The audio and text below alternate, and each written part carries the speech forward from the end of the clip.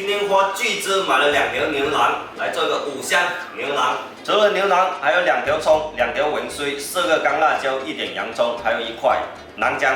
要不辣会咸腥气，但是还是给它焯一下水，冷水下锅，再把洋葱切小，南姜把它烫小，南姜非常的硬。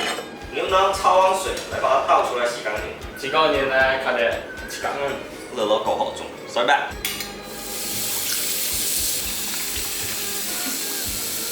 重新锅刷干净下油，来把6头爆香，葱跟芫荽，把它爆出香味。配料爆出香味，把南姜也放进去炒一下，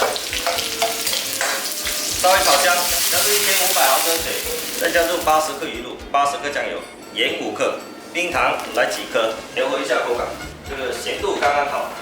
来一包卤料包，这卤料包独立包装的，撕开直接丢进去就可以。让它煮5分钟，出味之后再把它移到砂锅里。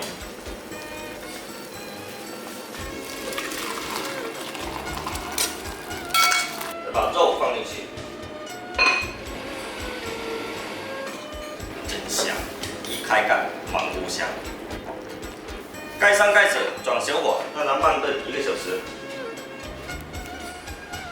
牛腩已经煲了1个来小时，放入子香味啊，很熟了，把它夹起来，来汤包。哇，螃蟹！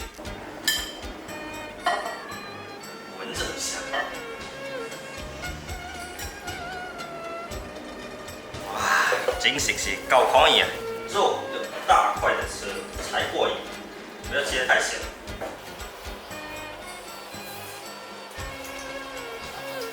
看这样，这块的瓜，来，拿搞了讲。